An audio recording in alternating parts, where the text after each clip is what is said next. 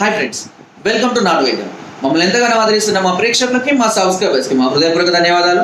మీరు ఎలాంటి సమస్యలతో బాధపడుతున్నా, ఎలాంటి వ్యాధులకు గురైనా మా కామెంట్ ద్వారా తెలియజేయండి. తప్పకుండా చక్కని చిట్కా అందిస్తాం.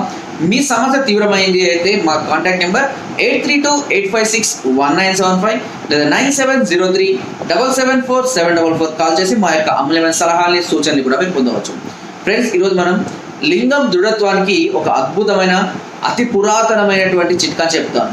ఈ పురాతనమైన చిట్కా అని ఎందుకు అంటున్నా అంటే, మా వద్ద ఒక 100 సంవత్సరాల కన్నా ఎక్కువ క్రితం నాటి పుస్తకాలు కూడా మా వద్ద పొందబడలేదు. ప్రతిరోజు నేను అందులో ఏదో ఒకటి చదువుతూనే ఉంటాను, ఏదో ఒక దాని గురించి అర్థం చేసుకోవడం ప్రయత్నిస్తాను. ఎందుకంటే ఆ కాలంలో ఉన్న పేర్లు, ఈ కాలంలో ఉన్న పేర్లు చాలా డిఫరెంట్గా ఉంటాయి. అవి అర్థం చేసుకోవడానికి, మళ్ళీ వాటిని మనకు తెలుగులోకి కన్వర్ట్ చేసుకోవడానికి, అవి ఆ కాలంలో వాటి పేరేంటి, ఈ కాలంలో వాటి పేరేంటి అని తెలుసుకోవడానికి కూడా మాకు చాలా సమయం పడుతూ ఉంటుంది ఒక్కొక్కసారి. అందులో భాగంగా నాకు ఒక అద్భుతమైన చిట్కా కూడా దొరికింది.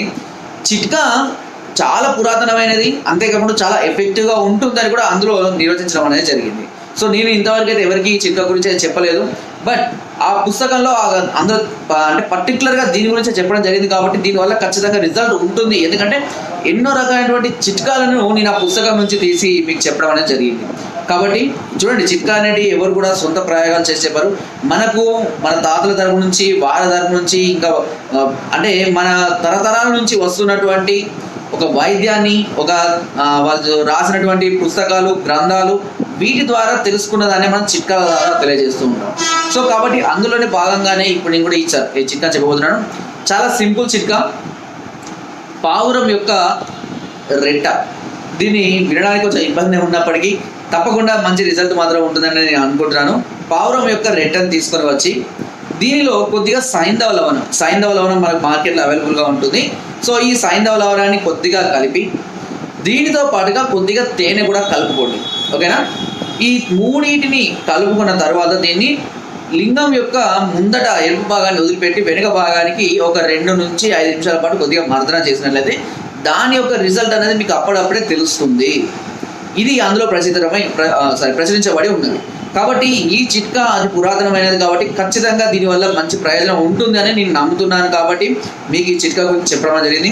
ఎలాంటి సైడ్ ఎఫెక్ట్స్ అయితే ఉండవు. పక్క మీకు అందుబాటులో కనుక ఈ పావురం యొక్క రెట్టలు, ఎందుకంటే చాలా మంది పావురాలను పెంచుకుంటూ ఉంటారు, పావురాలు ఎక్కువగా తినే ప్రాంతాలు చాలా మంది ఉంటారు. ఒక ప్రయత్నంగా చేయండి. తప్పకుండా దీనివల్ల నరాల బలహీనత ఉన్న, అంగం వీక్నెస్ ఉన్న కొంతమందికి మధ్యలోనే మెత్తబడిపోవడము, అంగం త్వరగా వాలిపోవడము, ఇలా చాలా రకాల సమస్యలతో బాధపడుతుంటారు. కాబట్టి అంగం మీద నరాలను ఉత్తేజపరిచి దాని యొక్క బ్లడ్ సర్క్యులేషన్ పెంచడానికి ఈ చిట్కా అనేది చాలా చక్కగా ఉపయోగపడుతుంది అనేది నా యొక్క ఆలోచన. చిట్కాను కూడా నేను చాలా అంటే చెప్పాలా వద్దా అని చాలా వరకు ఆలోచించి సరే ఓకే, ఎవరికైనా అందుబాటులో ఉంటే దీనివల్ల ఖచ్చితంగా ప్రయోజనం పొందుతారు అనే ఒక సదుద్దేశంతో ఈ చిట్కాను మీకు అందించడం జరిగింది. సో ఈ చిట్కాని చెప్పినట్టుగా మసాజ్ చేసుకున్నట్లయితే తప్పకుండా దీని యొక్క రిజల్ట్ కూడా మీరు చూడవచ్చు. సో ఫ్రెండ్స్, నా వీడియో కనుక మీకు నచ్చినట్లయితే ఒక లైక్, ఒక షేర్ చేయండి.